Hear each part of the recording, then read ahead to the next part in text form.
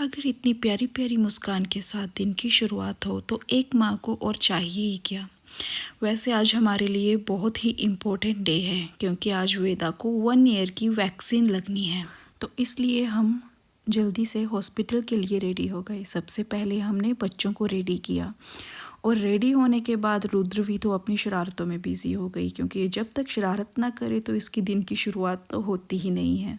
फिर हम हॉस्पिटल के लिए निकल गए जो कि कांगड़ा में था। रास्ते में हमें बहुत सुंदर सुंदर व्यू मिले जैसे कि आप देख ही सकते हो। हमसे ज़्यादा तो हमारे बच्चों ने एंजॉय किया। इन्हें विंडो साइड पे खड़े रहना बहुत ही पसंद है, बट हाँ साथ साथ में हमने बच्चों की सेफ्टी का भी बहुत ध्यान रखा। ये हमने लॉन्ग रूट लिया हुआ था क्योंकि दूसरा रूट इतनी बारिशों की वजह से टूट गया था। फिर हम फाइनली कांगड़ा पहुंच गए और हमने फिर कार पार्क करी और हम हॉस्पिटल में एंटर कर लिए। मुझे वेदा के लिए बहुत डर लग रहा था क्योंकि इसे वैक्सीन लगनी थी, बट ये ज़रूरी भी था।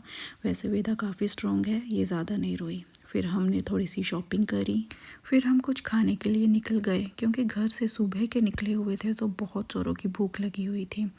जैसे ही मैं एंटर हुई और वहाँ पे बैठी तो मुझे कुछ ऐसा मिला जिससे मेरे स्कूल की यादें ताज़ा हो गई।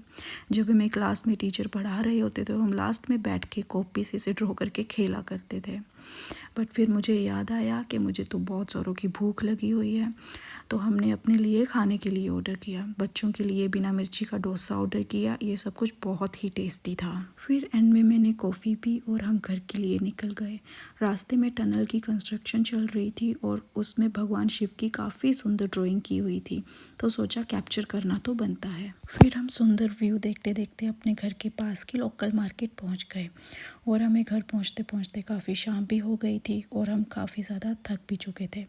बट आई होप आपको हमारा ये शॉर्ट ट्रिप पसंद आया होगा। और हाँ, लास्ट में हम फाइनली अपने घर पर भी पहुंच गए। ये ओके देन, बाय।